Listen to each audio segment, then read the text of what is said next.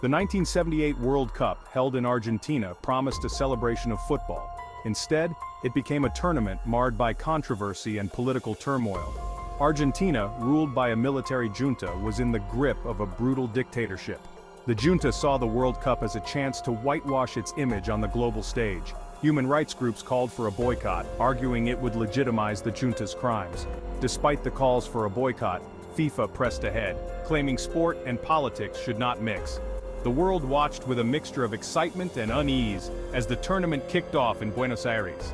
The 1978 World Cup would forever be remembered, not just for the football played, but for the dark cloud of oppression that hung over it. The event became a symbol of the era's political and social struggles. The Argentine junta, led by General Jorge Rafael Videla, viewed the World Cup as a propaganda opportunity. They poured millions into building new stadiums and improving infrastructure to project an image of a modern nation. State-controlled media broadcast images of cheering crowds and joyous celebrations. However, just a few miles from the stadiums, political prisoners were being tortured and murdered.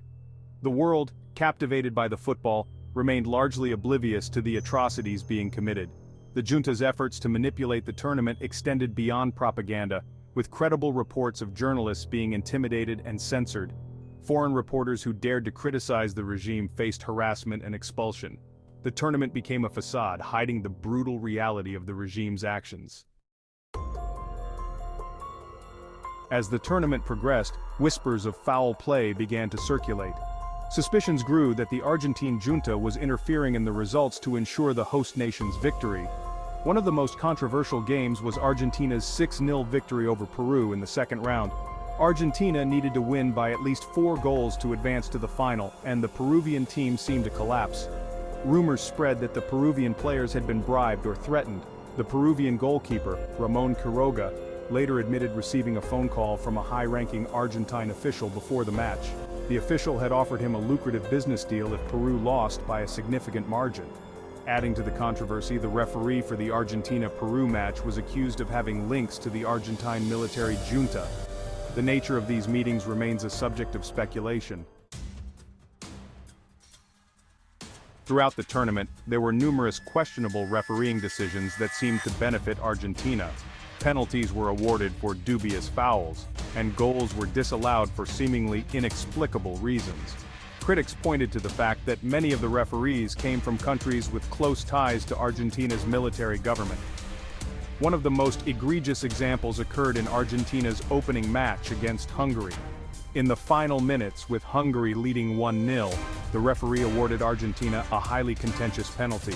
Replays showed minimal contact between the Hungarian defender and the Argentine attacker. The penalty was converted, and Argentina went on to win the match 2-1. This incident set the tone for a tournament plagued by suspicions of refereeing manipulation.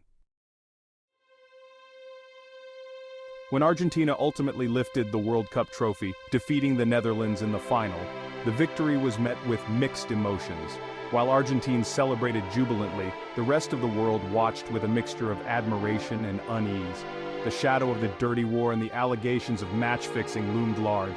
Many believed that Argentina's victory was tainted, a product of political manipulation rather than sporting prowess. The international press was scathing in its criticism of the tournament. Newspapers and magazines condemned FIFA for its complicity in the junta's propaganda exercise.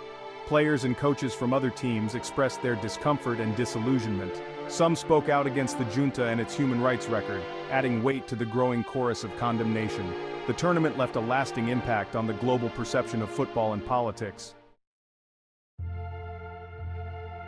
The 1978 World Cup remains a controversial chapter in football history.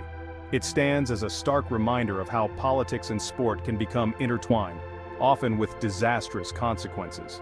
The tournament's legacy is forever stained by the allegations of match-fixing, dubious refereeing, and the junta's cynical exploitation of the event for propaganda purposes. While Argentina celebrated its victory, the world was left with a sense of unease. The beautiful game had been used as a tool for political repression and manipulation. The tournament served as a wake-up call for FIFA and the international community. It highlighted the need for greater vigilance against human rights abuses and corruption in sport. The controversy surrounding the tournament continues to resonate today, serving as a cautionary tale about the dangers of allowing politics to corrupt the spirit of sport.